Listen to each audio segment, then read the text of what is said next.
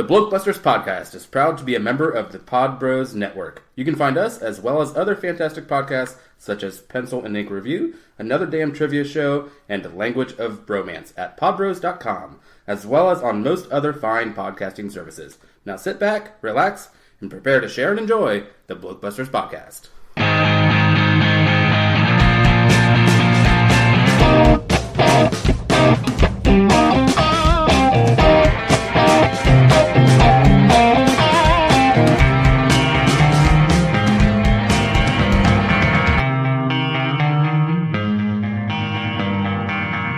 Welcome to another episode of Film for Thought, our little experiment in randomness.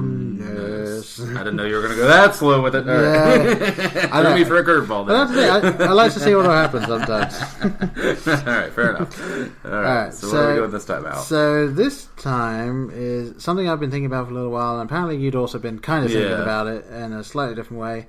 What we decided to do is look back at our old reviews.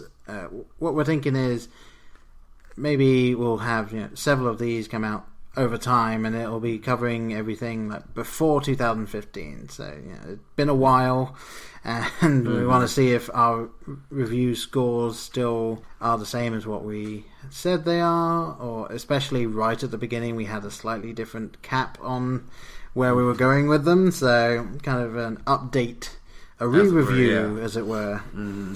So, without too much further ado, we may as well go straight back to episode 1. Episode 1, oh, yes, our first steps. Episode 1, and I will also be mentioning the names, just in case you didn't see them or didn't care the first time. Now you have to listen to them. Then why are you listening now? I know. So it was The Dark Knight Rises, or They Do Get Better.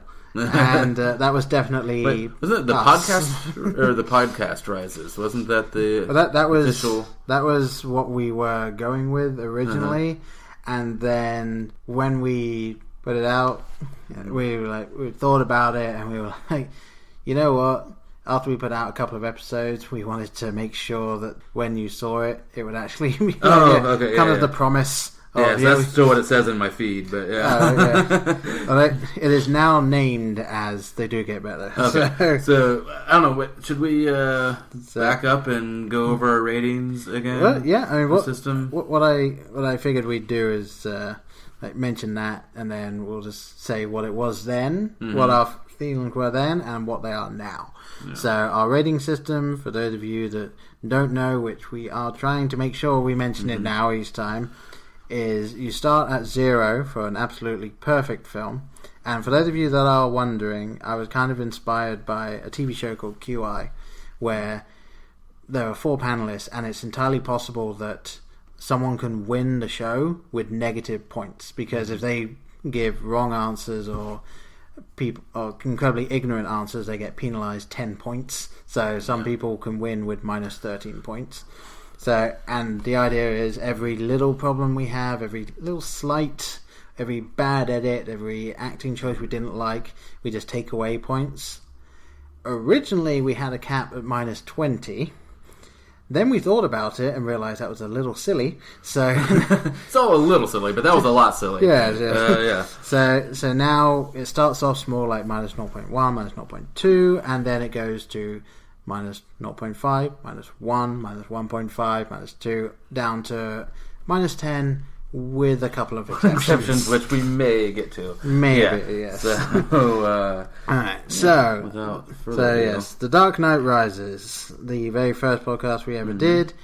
We basically just went over the entire plot of the film and then gave our reviews. So we have changed our formatting slightly. A little bit, yeah. I would. Oh man, I don't like listening to new ones. I can't imagine listening to that one. So good on you if you heard that one, guys. Yeah. Thank you for sticking with us after that. Yes, and not bailing ship as you probably should have at that point. Yes. So what did you? All right. Well, my rating at the time was minus 0.4. Okay, are you standing by that, or are you... And I have thought about it some more, and I've lowered it a little bit to minus 0.5, because it still isn't as good as the other two, and Like, I haven't felt the need to rewatch it. I mean, it still looks great, and I love some of the stuff they did in it, and the acting is really good. But yeah, it's not quite -1, but -0.5. Yeah, I think I'm with you there. If I have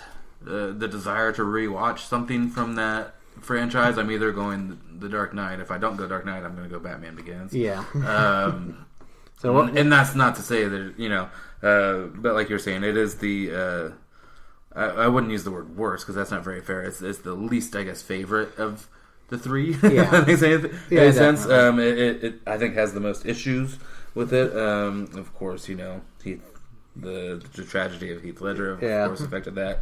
And I was in at a -0.3 at the time. I think that was a little optimistic there. I would be adjusted with a -0.5 now as well. Just for kind of reference, I think I'd put The Dark Knight as like a -0.2. Yeah. Something like that. Yeah, Dark Knight's really up there. Yeah, it's amazing. And, alright, so... Oh, boy. Episode number 3, yeah, because episode 2, 4, and 9 were multiple films, so we're not covering those in this, was Dread 3D, which is what it was called when it came out. I don't think it's called that now. It's out on DVD and all that, but it was Dread 3D. It was just Dread. Wasn't it just called Dread? No, it came out and it was Dread 3D. Like, that was the big selling point for it, was that it was in 3D. So I don't know why. Like, I know you're about to show. I know you're showing me Dread, but I swear to you, when it came out, it was marketed as Dread 3D. Well, okay, yeah. I mean, there's just Dread there, but on the poster, Dread and then 3D. There you go. Yeah. So. But yes, and we decided to title that Dread and Not Loving It. And really not loving it. Yeah, so in case you don't get it, shame on you, but that would be a it's Mel clever, Brooks. goddammit, believe us. Yeah, a Mel Brooks, Leslie Nielsen film right there. Yes, so what was your rating for that one then? I thought we might go with yours since yours was on the scale, but I'll go with mine. Okay, so I did see this unfortunate film. Or unfortunate me, rather, in 3D. I think that was the only option I had at the time, or whatever the reasons were. Doesn't matter. I came in at a scale-busting -13. Yes, a now scale-busting -13. -13. Yeah. Oh, yeah, because that was within the parameters then, yeah. Yeah. So a now scale-busting -13. And I, at the time, adjused for, if I had seen it in 2D, a -14. Yes. So the 3D 3D drug use and slow-mo, whatever. Saved a little bit, I guess. A little bit, yeah. But, oh my God, what a, dreadful experience. Yes. So what would you have it at now, then? Like, with our current scale. I mean, if I'm playing by the rules... before. I have broken it before. If I'm going to play by the rules... See, I don't want to make this sound like an increase because it is a shit film. But I would put it at a -10. That's as low as I can possibly give it within the rules. Okay. So, -10. All right. There is nothing that I liked about that movie. Fair enough. So it ended. I guess that was the only thing. But that doesn't really count. So, 2 thumbs down in general there then. And my rating was -8.5. I have adjusted that slightly because obviously I was still used to the -20 at the time. I'm now going to go with -7, and I still found it kind of boring. I am a big visual person, so I enjoyed the visuals. I did see it in 3D, and they didn't do anything groundbreaking that I remember, but I did enjoy the spectacle, as it were, I guess. It's by no means the worst film I've ever seen, but I could not recommend it to anyone. So. No. What do we got up next? Next is Looper, and that one we came up with the brilliant title, actually, and screw you if you don't think otherwise. That's Levitation Homes. Levitation Homes. Yes. And that is actually a 3-point reference. So, can you explain that? Well, let's go into that. What are the 3 points? Okay, just quickly. So, obviously, Levitt, as in Joseph Gordon-Levitt. Yes, #JGL. And the fact that we were able to use that's Levitation Homes, that would be a Tenacious D reference. Yes. And then also the fact that that we were able to use that is because there is someone in the film that can levitate things. So altogether, we're just patting ourselves on the back. Yes, we are.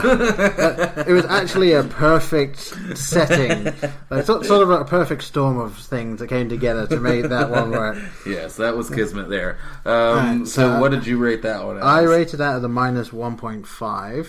Okay. And, standing by, increasing, decreasing. Obviously, we know I'm a fan of time travel done well and all that, and I felt this one actually it stuck to the rules it gave and did all that, so that's fine. And I am changing that slightly to -1 because in retrospect, I it's really aged did like like a fine it. wine. I think so, yeah. And it's a film that I really want to rewatch. It's not on Netflix yet. I'm kind of hoping it comes on it soon so that I can just sit down and rewatch it one time.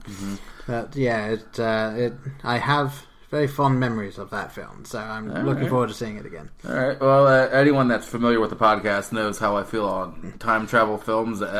In general, there have been exceptions. Yes. And they do seem to come up a lot on this podcast. Yes, they do. But I mean, they get made a lot. So maybe one day I'll make you watch Primer, and then we'll end up having the. Yes. Oh, and then yes, we can do Primer / Predestination. Oh, there you go. So those are two. Yeah. Okay. Neither here nor there. So I gave it a -4.5. Yeah. Which thinking, I recall I liked parts of the film, but I didn't enjoy it. You said the rules, but I thought the rules were bullshit. No, and I get it. Just the whole it's just some timey-wimey wibbly. Okay, yeah, don't worry about it. It's just don't think. I hate that excuse in time travel movies. Best not to think about the time travel part. Yes, and also bear in mind, folks, Brian doesn't watch Doctor Who, so it's actually kind of fun that he used that. I tried that. Yeah. Yes. Wibbly wobbly, timey wimey. Timey wimey. Yeah. Sorry. So actually, that being said, I still think that's a bit harsh. As minus 4.5. Right. I would update that to -3.5. Okay. It wasn't a bad movie. No, it was it's not one I have a strong desire to see again. No. I mean, come on. But if it's on, I would watch parts of it. Come on, JGL and Bruce Willis together. You mean, yeah. I don't know. Okay, let's move on. Okay, alright. So the next one, just a single one that we have, we went quite far back and reviewed Good Morning Vietnam. Yes. And obviously, since then, Robin Williams had passed, and it tried to make sure that didn't affect my objective looking back at the film. So that one we named Nanu Nanu Napalm, which I thought was quite nice. I think I came up with that one as well. I believe so. Yeah, that one was yours. All right. So what did you? I had a -2.5. I'm going to stick by that. Okay. It's one of my favorite to return to. That means that we're both huge Robin fans, and his work's been somewhat difficult to go back to, just because even though it's been a while now, a year and a half or 2 years maybe, I don't know. Yeah, and I still don't think longer than that. I don't know, but it's still tough to kind of watch him. Yeah, there are some films that he's in I can go back and watch just fine. I know I can never watch Aladdin again. Yeah. I just can't do that. Yeah, it's a great experience if you want to see why he was one of the most inventive and just unique stand-ups. Are those bits where he's hosting his radio show in that movie. Yeah, and then first showing his dramatic chops as well a little bit. Yeah, some of the first real. I mean, it isn't the first real drama role he's done, but something really shining though with the drama. Something that really showed that he could do both in the same film. Yeah, and like you said, most of the bits when he's in the radio, that was all him. If you can't keep up, sorry, you're going to fall behind. Yeah. So, and then where did you come in? So I came in at a -3, and I know that at the time I was really trying to be as critical as possible and keep my critic hat on, but I do think I was a little harsh there, and every time I think back on the film, I can't think of the bad things. I can't think of that. I just think of fantastic Robin Williams stuff and like how much I enjoyed seeing that. So I'm changing it to a -2. Ooh.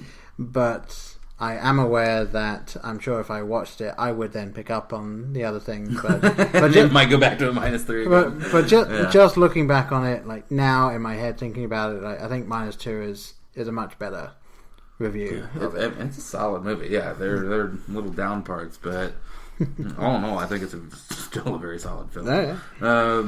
Alright, so next up, moving up, we have Wreck-It Ralph that we reviewed, and we called that one Insert Coin to Start because there was nothing else we could have called that one, really. Yes. So I will go first then for this one again. So I originally gave it a -3. Okay. And I'm actually sticking with that. I mean, I thoroughly enjoyed like that style of thing, like all of the references, and they did that really well. But overall, it's not the thickest of plots, and I didn't think it was anything fantastic, but it was just it was fun to watch. So I think a -3 is probably like where I would sit with that. All right. So yeah, I recall at the time just being kind of wowed by all of the properties that were able to get together in that film. Yeah. Poor Cubert. That's what we should have called that episode, Poor Cubert. Yeah. An alternate title. But yeah, like you said, pretty thin plot. I have not seen it since that first time. Right. And I don't know if I have a strong desire to. So I think I'm dropping my rating to a -3.5 on that one. Okay. Still good time. It's just I think I was just initially just kind of wowed by the spectacle of seeing all those video game characters together. Well, and I do think that you were more into the characters than I was because you grew up obviously a little earlier than I did, so you had access to more of those arcade things than I did. So so there's a lot of just recognizable. Yeah, so that's probably true and what affected my objectivity. I still love my favorite little piece of graffiti in there. As you see, Aerith lives. And for those of you that are unaware, that is the correct way to spell that, and that is from Final Fantasy VII. Look it up, people. So, Alright, so moving on. Next, we did Lincoln, or as we like, because in the film, a fantastic line, just the line reading. George Washington in the Privy. In the Privy. Oh, and what our favorite line from that? The President has been shot! Yes. I think that was the main reason we knocked it down. It was just that one delivery. Yeah, the amount of material that gave us on the podcast, and we knocked it down for it. Okay, so that might have been your reason, but yeah, so... I think your turn? Yeah, sure. So, up until recently of this year, this was my highest rated. Definitely highest rated film. I was in at a -0.1. Yeah. And the only reason I took it wasn't for that line, actually. That might have affected your rating, but it was just the continuation, which I've beaten a dead horse on this, that it should have ended with him walking out of the White House. Yes. Everyone knows what happens next. Yes, it was like 8 minutes too long. That was yes, it was. So let's end it on a real fucking bummer. I'm sorry to drop the F word there, but I mean, yeah, we know the story. Okay, like that was a beautiful moment with him leaving the theater with the silhouette, and then maybe end on that speech that they did end on. But we didn't need that whole bit there with the misdirection of the kid. And what theater is he at? And they even just slowed down. Like he's walking away, and it's slowing down. It's like, they're gonna end. No. Okay. Yeah. Mm-hmm. Yep. And I gummed it up. So that was the only reason I took that off. But. All right. So you were. And I am sticking by that. -0.1. It is a beautiful film. I am happy to watch Daniel Day-Lewis just read Chinese menus. So that would be interesting to watch, actually. Just to see him struggle with some of that. Well, not as a Chinese person. I'm not saying that, but in whatever character he'd be. Yes, Mickey Rooney. Yes. That was. Oh my God, the worst. Yeah. All right. So my original rating was minus 0.3, and I have been thinking about it, and I'm changing it to minus 0.2. So, yeah, thinking back on it, it's another one of those films. I don't remember the bad things. I only remember just how solid that film was, and I know that there were just acting. It is just an actor's extravaganza. Yeah, and I know that there were only just a little couple of tiny things that it was that just bugged me enough for me to knock it down as much as it did. So I think minus 0.2 is probably more accurate. And another shout out to hashtag JGL for bringing it in. Yeah, two movies on this list. And, all right, and lastly, last one on this list, because we only did from the first 10. Next time we'll do it. It'll be between 11 and 21. And I think there's only 7 or 8 there, though we only did 1. So look out for that whenever we get around to doing that one. But this one, the last one, is The Hobbit, or An Unexpected Podcast. And it actually turned out to be correct, because we didn't do either of the other two. No. We just stopped there. Yeah. It's unexpected because, hey, we started something we didn't intend to finish. No. So, well, we did one part. It should have been one movie. We just did the one podcast. Yes. We stuck to the rules. Yes, we did. Alright, so my original rating on this one was minus 1.5. And this was one of the ones where I started to fully acknowledge that it was what it was supposed to be. It was, I mean, obviously it wasn't supposed to be 3 films, but it didn't do anything that wasn't outside of what I expected to see.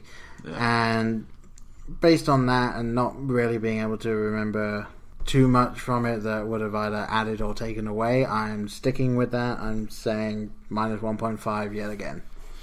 Alright, sticking with your 1.5. Yep.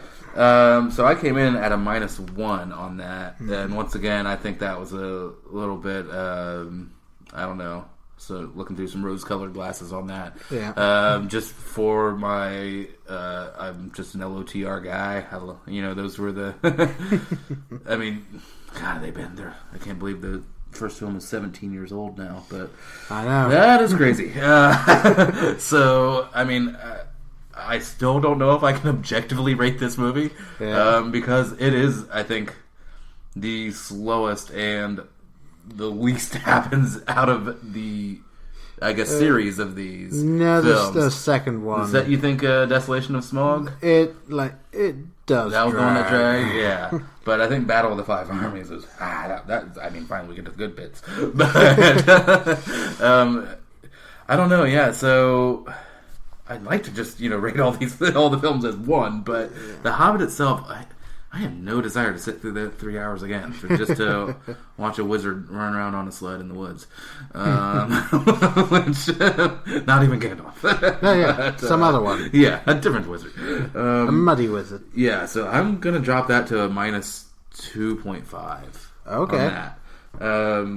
I still love the movies, but there's no reason, that it's been said a million times. Those 3 films, the shortest book in that Middle-earth world, is dragged out to over 9 hours of film. Yeah, and the only good thing that came about it, I think, is the Stephen Colbert interview with Smaug.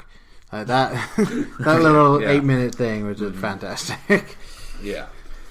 All right, so that's our retrospective, I guess. Yes, and if you liked it, then good for you. I'd like to call it, back to the podcast, but unfortunately, I think someone has staked claim on that terminology. Yeah, I mean, maybe we could borrow it, guys. We could probably borrow it. Maybe start trending the hashtag, see what happens. Yeah, absolutely. So I think that's it for us for today. Do get a hold of us on Twitter, Facebook, so on and so forth with your thoughts / ideas / anything, Twitter @BlokeBusters, Facebook.com/BlokeBusters, email us blokebusterpodcast@gmail.com. We do have Instagram now, which I haven't done much with it, but we have it. So it's BlokeBusters, and blokebusters.webs.com is our little slice of the internet. And I will answer ravens, so if you send a raven, I will send one back. Yes. Probably the same one. Yeah, it'll probably be the same one, and make sure you stamp your address on it somewhere so that he can somehow get it back to you. Yes, absolutely. And alive ravens. If he gets a dead one, he can't help you. Not happy, yes. Please don't give them my mailing address. I don't need a dead raven at my door. Yeah. All right. Yeah, that cannot be a good sign. All right, well, I think that's it for me. Yep, that's all for me as well. Bye, folks. Bye.